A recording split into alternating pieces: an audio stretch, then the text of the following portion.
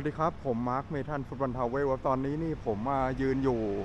บริเวณพื้นที่ของรามัดอินเตอร์เนชั่นแนลไวล์ไลฟ์มิวเซียมแอนด์แกลเลอรี่นะครับก็สถานที่แห่งนี้นะครับตั้งอยู่ที่เมืองเมดันนะครับในจังหวัดสุมาตราเหนือของประเทศอินโดนีเซียนะครับตอนนี้ที่ผมมาถ่ายคลิปนี่ก็เป็นช่วงเวลาประมาณ9:04 นาทีนะครับเนี่ยครับบรรยากาศบริเวณด้านหน้าของพิพิธภัณฑ์นะครับก็ที่นี่เนี่ยถือว่าเป็นพิพิธภัณฑ์พวกเกี่ยวกับซากสัตว์ป่านะครับซึ่งจะมีสตาฟเอาไว้เนี่ยอยู่ประมาณ 2,000 กว่าชนิดเลยนะครับเนี่ยก็จะมีรูปของสัตว์ป่าต่างๆนะด้านบนนะครับสิงโตยีราฟม้าลายฮิปโปช้างนะครับแล้วก็บริเวณด้านตรงนี้นี่น่าจะเป็นจุดบริเวณทางเข้านะครับตรงด้านหน้าตรงนี้นี่ก็จะเป็นอนุสาวรีย์นะฮะคล้ายๆกับรูปเหรียญเงินของสกุลเงินอินโดนีเซียนะครับเป็นเงินรูเปียแล้วก็จะมีเป็นเครื่องตวงหรือว่าตาช่างนะครับตรงนี้ก็รู้สึกว่าจะเป็นภาษาอินโดทั้งหมดนะครับอ่านไม่ออกนะฮะเนี่ยครับก็เป็นบรรยากาศบริเวณด้านหน้านะครับตอนนี้นี่พิพิธภัณฑ์นี่ก็เปิดเป็นที่เรียบร้อยนะครับจะเปิดให้เข้าชมตั้งแต่เวลา9 นาฬิกานะผมมาก็ตอนนี้ก็ถือว่ามาเร็วครับในช่วงที่พิพิธภัณฑ์เนี่ยกำลังเริ่มเปิดทำการพอดีนะตรงนี้นี่ก็จะเห็นเป็นซากสัตว์นะครับเนี่ยด้านบนนี่ก็มีพวกแรดเสือสิงโตนะครับควายป่าช้างนะครับเอาครับเดี๋ยวเราไปชมบรรยากาศด้านภายในครับว่าบรรยากาศด้านภายในของรามัดอินเตอร์เนชั่นแนลไวล์ไลฟ์มิวเซียมแอนด์แกลเลอรี่ที่เมืองเมดันเนี่ยจะมีบรรยากาศด้านภายในเป็นอย่างไรเดี๋ยวเรามาติดตามรับชมคลิปพร้อมกันครับตอนนี้นี่ผมก็เข้าอยู่มาบริเวณด้านภายในของพิพิธภัณฑ์เป็นที่เรียบร้อยนะครับเนี่ยครับก็จะมีพวกเป็นรูปซากสัตว์นะครับเกี่ยวกับพวกตรงนี้จะเป็นพวกกวางนะครับแล้วก็ด้านนี้นี่น่าจะเป็นพวกคล้ายๆกับแมวป่านะครับตรงนี้ก็จะมีเป็นพวกของแมลงนะครับแล้วก็พวกผีเสื้อนะฮะเนี่ยก็จะมีซากสัตว์เขาว่ากันว่ามีประมาณว่า 2,000 ชนิดนะครับตรงนี้ก็จะเป็นรูปของการล่าสัตว์นะครับนะครับแล้วก็ถ่ายรูปกับภาพพวกสัตว์อาจจะเป็นภาพที่แบบทรมานจิตใจคนที่แบบรักสัตว์นะฮะก็จะมีในพานนะถ่ายภาพกับพวกสัตว์ต่างๆนะฮะที่ไปล่ามาอย่างพวกแพะพวกมีอยู่หลากหลายชนิดนะครับส่วนใหญ่จะเป็นแพะภูเขาอะไรพวกนี้นะครับก็เดี๋ยวจะพาเดินชมไปรอบๆเลยนะครับด้านภายในของพิพิธภัณฑ์นะครับเนี่ยก็จะมีภาพของการล่าสัตว์ต่างๆนะฮะ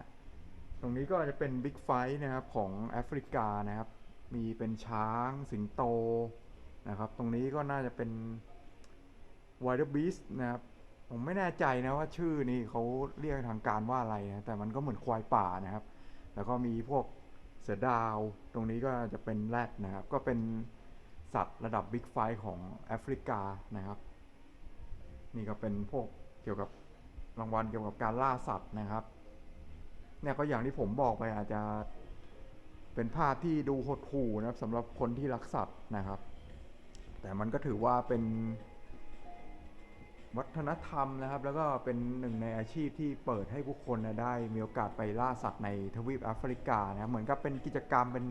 เกมการแข่งขันอย่างหนึ่งนะครับตรงนี้ก็จะเป็นเรื่องราวของนกนะครับหลากหลายสายพันธุ์นะฮะมีเป็นเสือดาวนะครับพวกควายป่าช้างแรดนะครับอันนี้ก็จะเป็นสัตว์ที่สามารถพบเห็นได้ในทวีปแอฟริกานะครับเนี่ยครับสิงโตล่าพวกกวางนะครับก็จะมีตัวผู้กับตัวเมียนะตัวผู้เนี่ยจะมีแผงคอนะครับส่วนตัวเมียเนี่ยจะไม่มีครับแล้วก็ตัวเมียเนี่ยจะตัวเล็กกว่าตัวผู้นะครับนี่เป็นบรรยากาศบริเวณชั้นหนึ่งนะครับก็ที่นี่เนี่ยก็จะมีพวกซากสัตว์จำนวนมากเนี่ยเพราะว่าเป็นพิพิธภัณฑ์ที่นำเสนอเกี่ยวกับซากสัตว์ป่าเนี่ยมีไม่ต่ำกว่า 2,000 ชนิดแล้วก็ใหญ่ที่สุดในทวีปเอเชียด้วยนะครับสำหรับพิพิธภัณฑ์ซากสัตว์ที่เมืองเมดันในประเทศอินโดนีเซียแห่งนี้นะฮะตรงนี้ก็จะเป็นพวกเป็ดนะครับมีนกยูงด้วยนะครับด้านบนนะครับตั ตัวผู้เนี่ยจะสีสันสวยงามกว่าตัวเมียนะครับตัวเมียนี่ก็จะสีพื้นๆแบบนี้แต่ตัวผู้เนี่ยก็จะมีหลากหลายสีสันครับแล้วก็จะมีความสวยงามมากกว่าตัวเมียโดยเฉพาะตอนที่มันลำแพนเนี่ยจะสวยมากนะครับตรงนี้ก็จะเป็นพวกแกะแล้วก็พวกหมาป่านะครับเนี่ยวูฟหมาป่า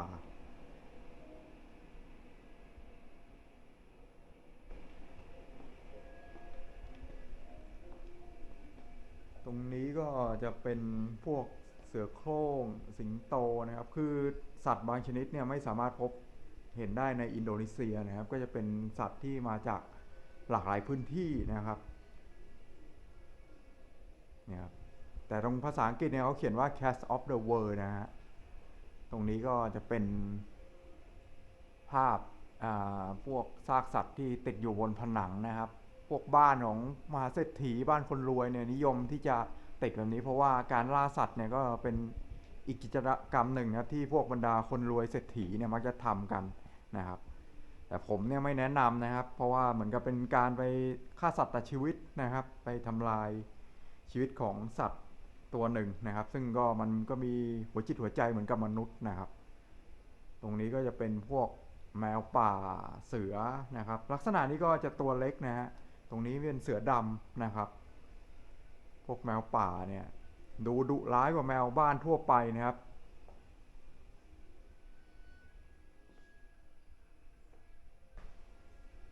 ตรงนี้ก็จะเป็นเรื่องราวของภาพเนี่ย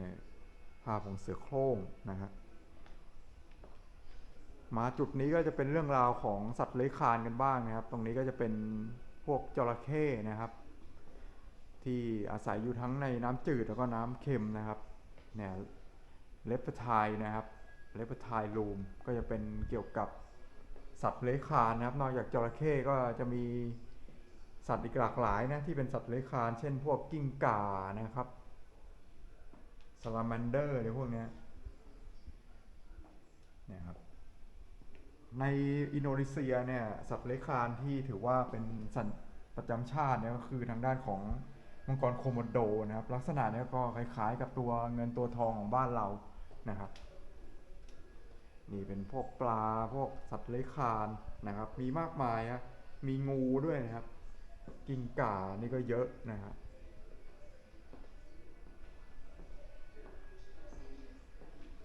นี่ครับส่วนราคาค่าเข้าเนี่ยเขาจะแตกต่างกันนะครับสำหรับชาวอินโดนีเซียแล้วก็นักท่องเที่ยวชาวต่างชาตินะครับอย่างต่างชาติที่ผมมาเนี่ยผมจ่ายไป 150,000 รูปีนะครับตีเป็นเงินไทยเนี่ยก็ราวๆ280 บาทนะครับสำหรับการมาเข้าชม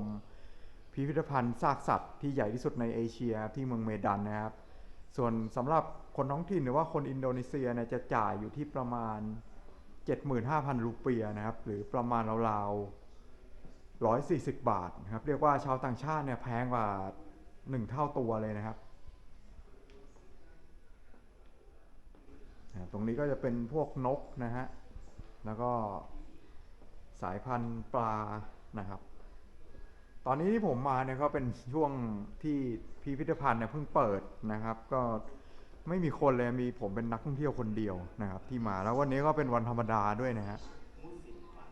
ตรงด้านนี้นี่ก็จะเป็นสัตว์ที่อาศัยอยู่ตามขั้วโลกครับในนี้เนี่ยไม่มีในเอเชียแล้วก็ในอินโดนีเซียแน่นอนนะครับก็จะเป็นพวกหมีขั้วโลกนะครับหมีสีน้ำตาลนะครับเนี่ยครับตรงนี้ก็จะมีทำภาพเป็นหิมะนะฮะพวกนี้นี่ก็เป็นสัตว์ที่อาศัยอยู่ในเขตหนาวนะครับเนี่ยพวกหมีขั้วโลกนี้นะก็สามารถพบเห็นได้ในทวีปแอนตาร์กติกาในอเมริกานะครับในแคนาดาในรัสเซียนะฮะเนี่ยตรงนี้ก็จะเป็นจุดโซนของพวกหมีนะครับตอนนี้รู้สึกว่าผมจะเจอจุดที่น่าสนใจจุดหนึ่งนะตรงนี้ก็จะเป็นโซนของสัตว์กลางคืนนะครับหรือว่าไนท์ซาฟารีนะก็จะเดินเข้าไปชมบรรยากาศด้านภายในตรงนี้ครับเอาครับเดี๋ยวเรามารับชมคลิปบรรยากาศของพิพิธภัณฑ์ซากสัตว์ในเมืองเมดันกันต่อครับเอาครับมาชมบรรยากาศกันต่อนะครับโซนของไนท์ซาฟารีครับนี่ครับถ่ายไปก็เห็นเสือนะฮะหน้าตานี่ก็ดูร้ายนะเนี่ย มีซาวด์เสียงด้วยนะครับถ้าเราส่องภาพไปใกล้ๆนี่ก็จะมีการเปิดไฟให้เห็นแบบชัดๆนะฮะแต่บางจุดเนี่ยก็อาจจะมืดนะครับแต่เดินเข้ามาข้างในเนี่ยเขาก็จะมีระบบเซ็นเซอร์นะครับตรวจจับนะครับ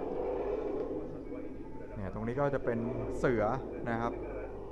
ก็จะเป็นพวกเรื่องราวชีวิตของบรรดาสัตว์กลางคืนนะบางจุดนี่ขออภัยนะว่าอาจจะถ่ายมองเห็นไม่ชัดหรือว่ามองไม่เห็นนะครับเนี่ยข้างในนี้ก็จะมีการเปิดซาวด์เสียงนะครับสำหรับเสียงร้องของพวกบรรดาสัตว์ป่ากลางคืนนะครับ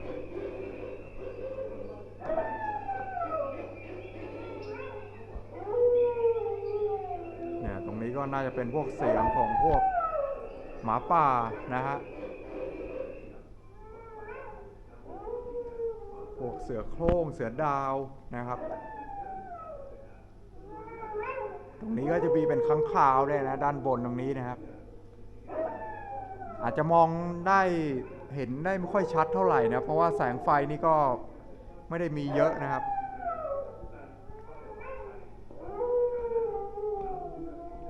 เนี่ยตรงนี้ก็จะเป็นต้นไม้นะครับภาพค่อนข้างจะมืดนะครับสมกับเป็นไนท์ซาฟารีครับหรือว่าโซนของสัตว์กลางคืนนะฮะเนี่ยก็คงจะให้ชมกันประมาณนี้นะครับก็จะเห็นภาพวิถีชีวิตของสัตว์ที่ออกหากินในตอนกลางคืนนะครับอย่างเช่นเสือนะครับพวกสิงโตพวกกวางนะครับพวกค้างคาวพวกนกนะครับนกที่เป็นพวกนักล่านะมาชมโซนตรงนี้กันต่อตรงนี้ก็จะเป็นโซนของสัตว์ทางออสเตรเลียนะครับเนี่ยครับหมีโคอาล่านะตรงนี้ก็เป็นจิงโจ้นะครับก็เป็นสัตว์ที่สามารถพบเห็นได้หลักๆครับในประเทศออสเตรเลียแล้วก็ในทวีปออสเตรเลียหรือว่าโซนโอเชียเนียนะฮะตรงนี้ก็จะเป็นพวกนกนะครับตรงนี้ก็จะเป็นพวกตัวคล้ายๆกับตัวบีเวอร์นะครับตรงนี้นี่มีอูฐด้วยนะครับสัตว์ที่อยู่หากินตามทะเลทรายนะที่เราเห็นกันนะฮะเป็นยานพาหนะนะครับเวลาเดินทางในทะเลทรายเขตร้อนนะครับนี่ครับมีม้าลายนะครับอันนี้น่าจะเป็นลานะตัวเล็กๆนะครับมีกวางนะครับหลากหลายสายพันธุ์เลยนะฮะ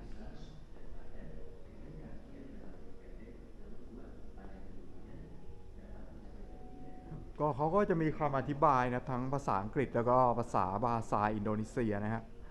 ตรงนี้น่าจะเป็นพวกแพะภูเขานะครับใครที่ชื่นชอบเกี่ยวกับธรรมชาติเกี่ยวกับวิถีชีวิตของสัตว์ป่าเนี่ยมาที่นี่ก็ถือว่าได้เห็นซากสัตว์ป่าจนคุ้มเลยนะครับแต่ราคาของชาวต่างชาติเนี่ยก็จะแพงกว่าชาวอินโดนีเซียนะครับ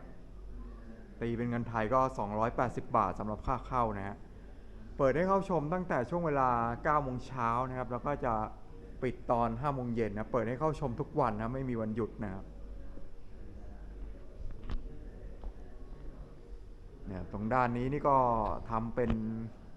คล้ายๆกับภูเขานะครับแล้วก็จะมีพวก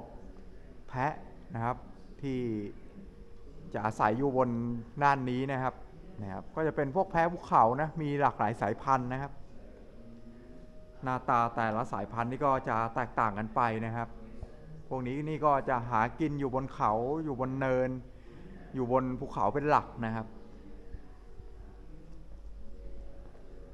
สัตว์บางชนิดนี่ก็เป็นสัตว์ที่กินเนื้อนะครับสัตว์บางชนิดนี่ก็เป็นสัตว์ที่กินพืช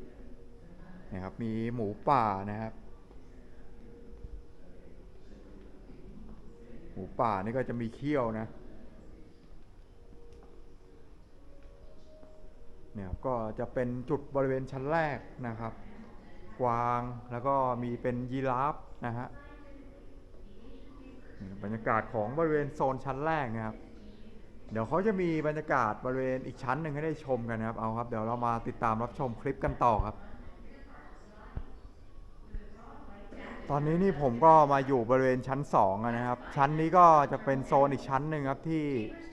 สามารถชมบรรยากาศของพิพิธภัณฑ์ได้ครับพิพิธภัณฑ์นี่จะมีให้ชมกันทั้งสิ้น2 ชั้นนะฮะ They are excellent swimmers and often enter water to cool ตรง there. นี้ก็จะเป็นเรื่องราวของกวางนะครับเนี่ยครับ Their thick เขา skin กวางพวกนี้เนี่ยเป็นที่นิยมมากครับ protection พวก against บ้าน bugs, ของเศรษฐีเนี่ยจะ insects from นิยมแขวนเขากวางพวกนี้ติดอยู่ตามผนังแบบนี้นะครับเนี่ย and distinct ลักษ behavior. ณะก็จะเป็นทรงแบบนี้เลยนะ Penguins ฮะ are among the most remarkable mammals of tropical forests. Their form, habits, and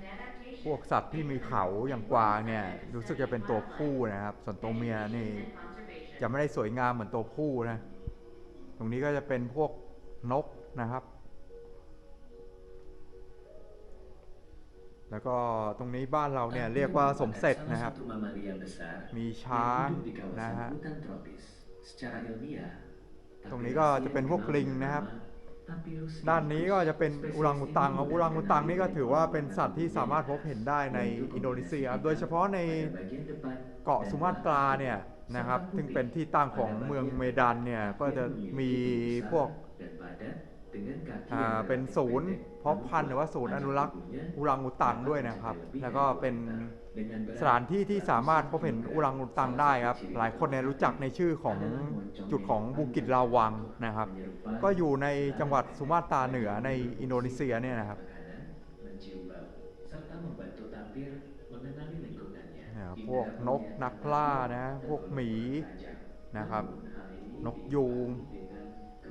คือสัตว์ต่างๆนี่มีมากมายหลากหลายเลยนะครับ เนี่ยการล่าของสัตว์นะครับ เสือไล่ล่ากวางนะครับ นี่ก็คือเป็นวิถีชีวิตนะครับของพวกสัตว์นักล่านะครับเนี่ยมีทำเป็นภาพเป็นพวกการล่าสัตว์นะครับของเสือนะ แล้วก็เหยื่อนี่ก็ถูกกัดตายเป็นที่เรียบร้อยนะครับ เสือนี่ก็เป็นสัตว์นักล่านะครับ โดยเฉพาะการกินสัตว์ด้วยกันนะฮะนี่ก็คือวิถีชีวิตของธรรมชาตินะครับ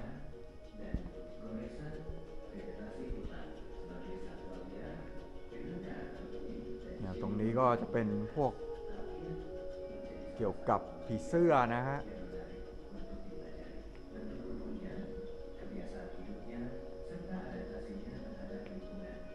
เดี๋ยวผมจะพาทุกท่านเข้าไปชมบรรยากาศตรงด้านภายในตรงนี้นะครับ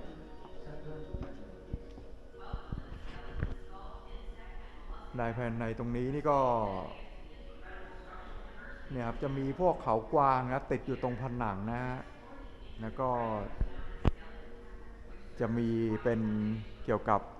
วงจรชีวิตของพวกแมลงพวกด้วงนะครับ พวกสัตว์ต่างๆมดผีเสื้อนะครับเนี่ยวงจรวิถีชีวิตของผีเสื้อนะครับ พวกนี้ก็ถือว่าเป็นตามไปหลักชีววิทยาด้วยนะครับ เข้ามาข้างในนี่ก็ไม่ร้อนนะเพราะว่าจะมีการเปิดแอร์เย็นสบายนะฮะแล้วก็ตรงด้านนี้เนี่ยครับก็ถือว่าเป็นจุดไฮไลท์ครับบริเวณโซนตรงนี้นะก็คือโซนของซากสัตว์หรือว่าพวกฟอสซิลครับตรงนี้ก็พวกเขาควายเขากวางนะครับซากสัตว์ต่างๆที่ตายแล้วนะครับเนี่ยพวกหัวกะโหลกนะครับก็จะมีหัวกะโหลกของสัตว์หลากหลายชนิดนะครับให้ได้ชมกันนะเนี่ยตรงนี้ก็จะเป็นพวกเกี่ยวกับซากสัตว์ซากฟอสซิลนะครับเนี่ยมีทั้งจระเข้นะครับมีช้างด้วยนะตรงนี้น่าจะเป็นช้างนะตัวใหญ่ๆเนี่ยแล้วก็จะมีพวกนกกระจอกเทศอะไรพวกนี้ด้วยนะฮะดูได้แต่ตานะแต่มือเนี่ยอย่าไปจับนะครับ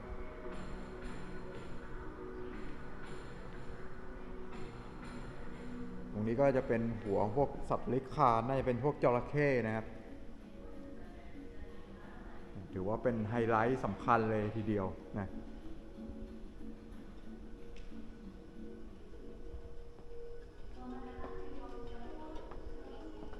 ครับแล้วก็มาชมบริเวณอีกจุดหนึ่งนะครับ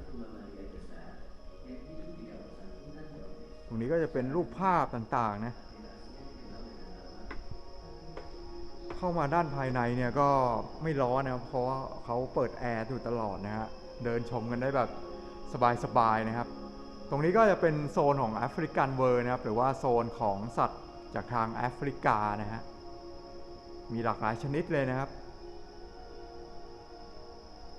นี่ตรงนี้นี่เป็นภาพของอีแร้งลุมถึงเหยื่อนะครับพวกอีแร้งนี่ก็ถือว่าเป็นสัตว์ที่หลายคนอาจจะมองว่าสกปรกไม่ชอบนะฮะแต่ก็เป็นอีกหนึ่งชนิดนะครับที่เป็นนกนักล่านะครับตรงนี้ก็เป็นเม่นนะครับ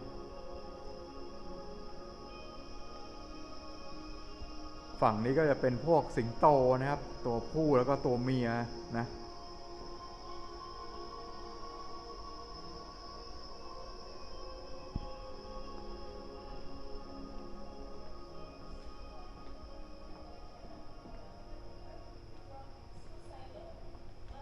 ด้านนี้ก็จะเป็นภาพนะครับอันนี้ไม่เกี่ยวกับพวกสัตว์นะครับเป็นพวกภาพของผู้คนนะที่มาเยี่ยมเยือนชมพิพิธภัณฑ์นะครับแล้วก็จะมีป้ายประกาศนียบัตรต่างๆนะครับเต็มไปหมดเลยตรงนี้ก็จะเป็นภาพของรางวัลนะครับเนี่ยห้องนำเสนอรางวัลนะครับก็สถานที่แห่งนี้นี่ก็น่าจะได้รับรางวัลเกี่ยวกับการนำเสนอเกี่ยวกับเรื่องราวของซากสัตว์นะครับเนี่ยครับมีประกาศนียบัตรแล้วก็ถ้วยรางวัลเต็มไปหมดเลยนะก็ดูกันประมาณหอมปากหอมคอนะฮะหน้าตรงนี้นี่ก็ไม่ได้มีเป็นพวกซากสัตว์อะไรแล้วนะครับเนี่ยส่วนใหญ่ก็จะเป็นภาพนะครับของผู้คนนะอันนี้ก็จะเป็นตราธนบัตรนะครับของหลากหลายสกุลเงินนะของไทยนี่ก็น่าจะมีด้วยนะฮะก็จะเป็นเรื่องราวของพวกของสะสมแล้วนะครับโซนตรงนี้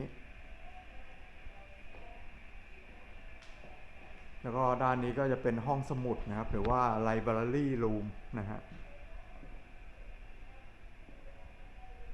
เนี่ยครับก็จะมีหนังสือหลากหลายครับแล้วก็สามารถนั่งอ่านกันได้ครับบริเวณโต๊ะที่เขาจัดอยู่ตรงนี้นะครับ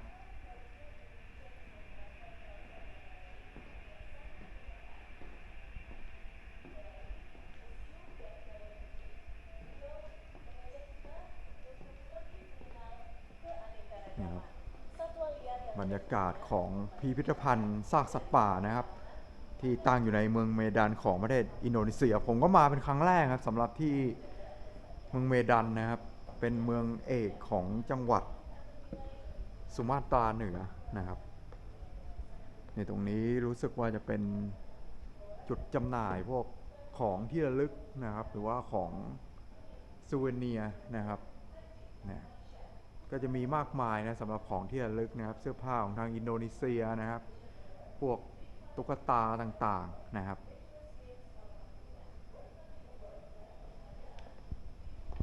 ด้านนี้นี่ก็จะเป็นเกี่ยวกับสัตว์ที่อาศัยอยู่ใต้ท้องทะเลนะพวกหอยพวกเต่านะครับมีปลาดาวนะครับมีพวกปลานะครับตรงนี้ก็จะทำจำลองเป็นพวกหาดทรายนะครับปูนะครับเนี่ยก็ไม่สามารถเดินเหยียบได้นะครับชมได้แต่บริเวณด้านนอกเพราะตรงนี้เป็นกระจกนะฮะ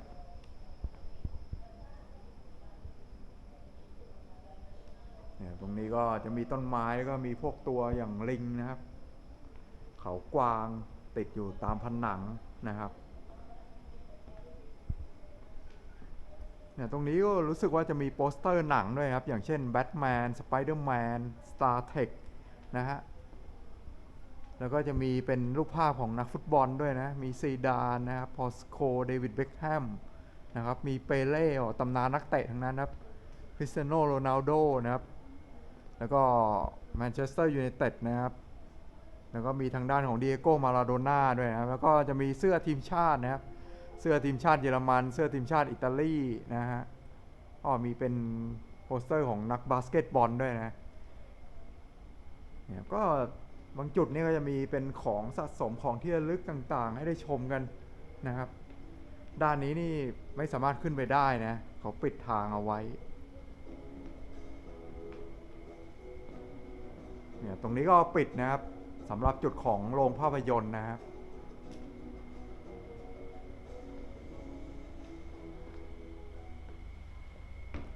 าพของผีเสื้อนะครับเนี่ยบรรยากาศก็คงจะถ่ายให้เห็นกันประมาณนี้นะครับสำหรับพิพิธภัณฑ์ซากสัตว์นะครับซึ่งตั้งอยู่ในเมืองเมดันของจังหวัดสุมาตราเหนือในประเทศอินโดนีเซียก็ถือว่าเป็นพิพิธภัณฑ์ซากสัตว์ที่เขาว่าใหญ่ที่สุดในทวีปเอเชียนะครับแล้วก็ใหญ่ที่สุดของประเทศอินโดนีเซียนะครับตั้งอยู่บนเกาะสุมาตรานะครับเกาะสุมาตราเนี่ยก็จะตั้งอยู่ทางฝั่งตะวันตกของอินโดนีเซียนะครับอินโดนีเซียเนี่ยก็มีหลายเกาะนะครับเกาะสุมาตราเกาะชวานะครับเกาะบาหลีนะครับเกาะสุมาตราเนี่ยถือว่าเป็นเกาะที่ใหญ่ที่สุดของอินโดนีเซียนะแล้วก็มีเมืองท่องเที่ยว